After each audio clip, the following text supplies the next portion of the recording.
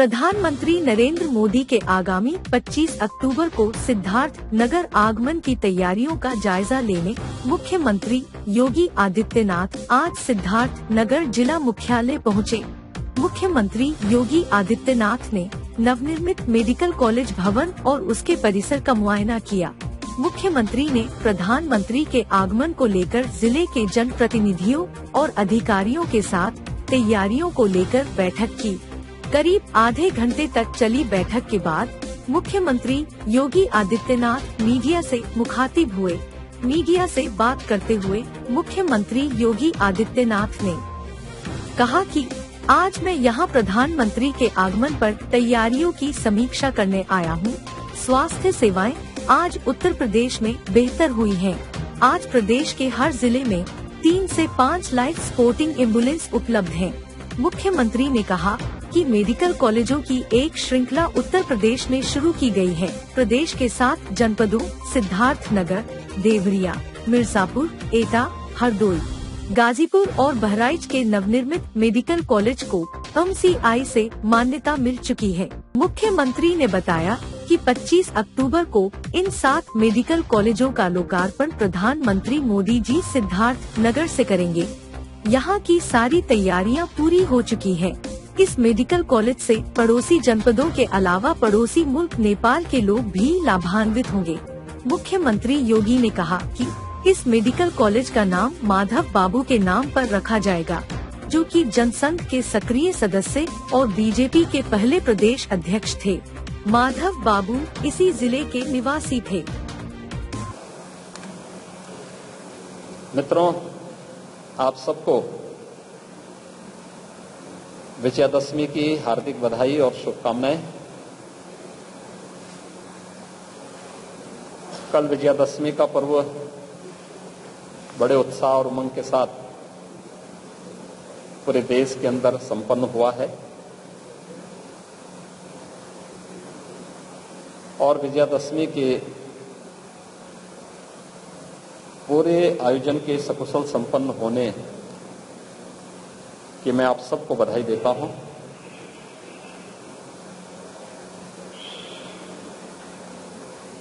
सिद्धार्थनगर जनपद में मैं आज यहां पर आया हूं प्रधानमंत्री जी के आगामी कार्यक्रम की व्यवस्था देखने के लिए।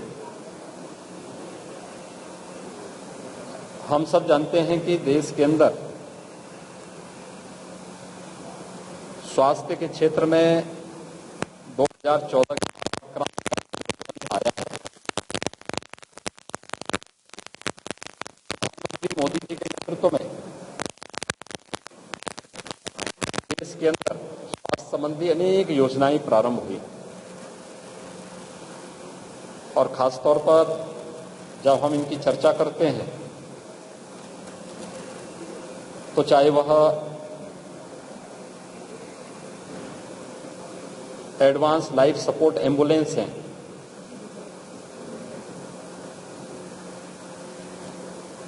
उत्तर प्रदेश की मैं बात करता हूं कि उत्तर प्रदेश में 2017 के पहले एक भी जिले में ये सुविधा नहीं थी, जिसे आप कार्डियक बैन कहते हैं।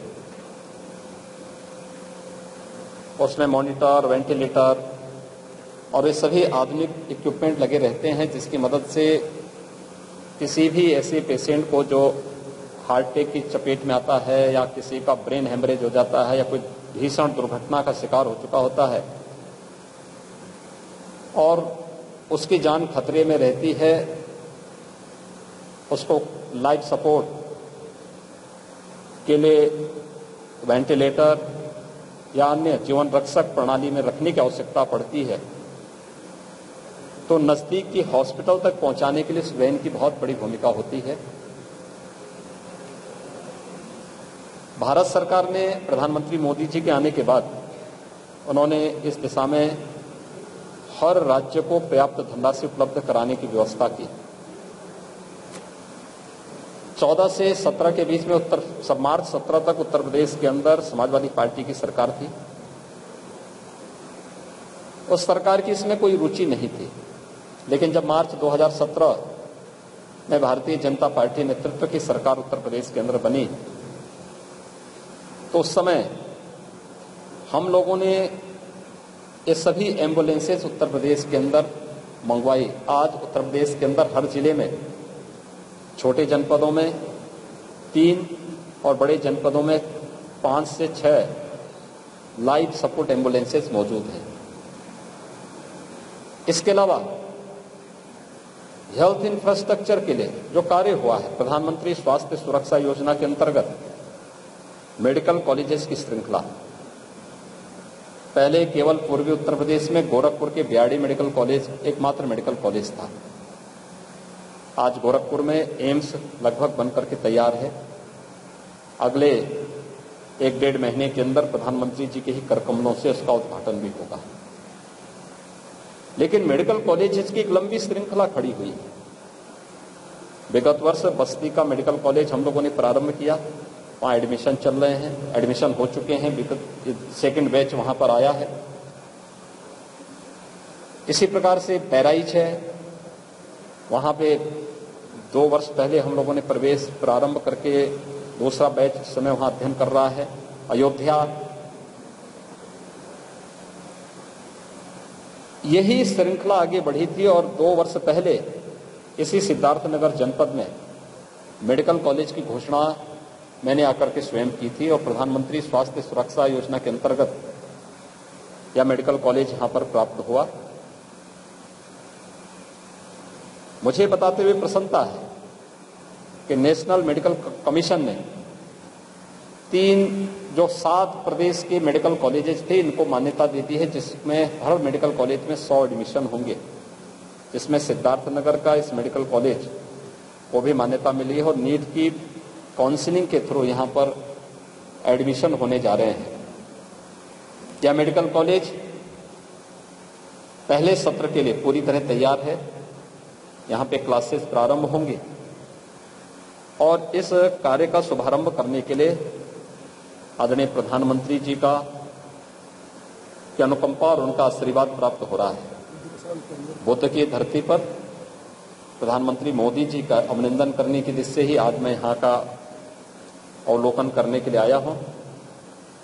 सिद्धार्थनगर जनपद से 7 नए मेडिकल कॉलेजेस का उद्घाटन प्रधानमंत्री जी करेंगे, जिनमें एटा है, हरदोई, गाजीपुर, मिर्जापुर, देवरिया और प्रतापगढ़।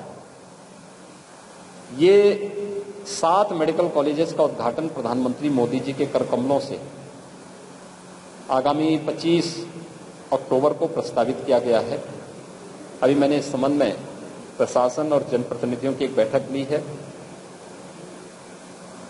कार्यक्रम को भव्य और व्यवस्थित रूप से कैसे आगे संपन्न करना है, यद्यपि यहाँ पहले से भी तैयारी थी, एनएमसी के अप्रूवल की आवश्यकता थी, वह प्राप्त हो चुकी है। अब ये कार्यक्रम 25 अक्टूबर को प्रस्तावित है, तो उसी कार्यक्रम के दृष्टि आज मैं यहाँ पर देखने के लिए आया हूँ।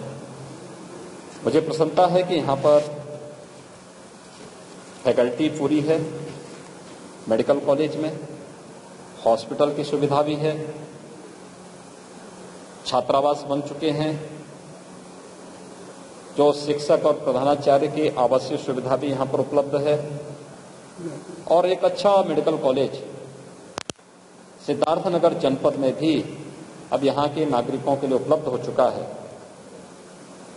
एडमिशन के साथ यहाँ पर पठन पाठन की कार्रवाई के साथ ही विशेषज्ञ स्वास्थ्य सुविधा यहाँ के नागरिकों को प्राप्त हो पाएगी और यह केवल सिद्धार्थनगर जनपद नहीं बल्कि बलरामपुर, महाराजगंज और निकटवर्ती आपका देश मित्र देश नेपाल से भी बड़ी संख्या में लोगों को यहाँ पर स्वास्थ्य की बेहतरीन सुविधा उपलब्ध कराने में मदद मिलेगी। जनपद सिद्धार्थनगर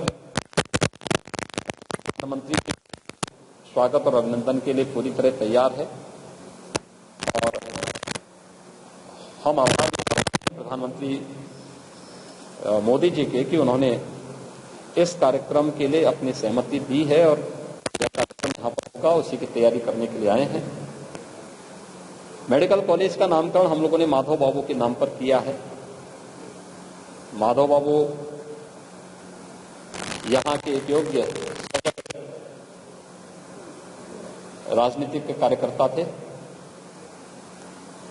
भारतीय जनता पार्टी और भारतीय जनसंघ से जुड़े थे और भारतीय जनता पार्टी के उत्तर प्रदेश के पहले अध्यक्ष भी थे। उनके नाम पर इस मेडिकल कॉलेज का नामकरण होना यह काफी लोगों को उत्साहपूर्ण तरीके से लिए प्रेरित करता है। मैं आज के अवसर पर एक बार फिर से आप सबको शारदीय नवरात्रि और विजयादशमी के सकुशल संपन्न होने पर हृदय से बधाई देता हूं, शुभकामनाएं देता हूं। धन्यवाद।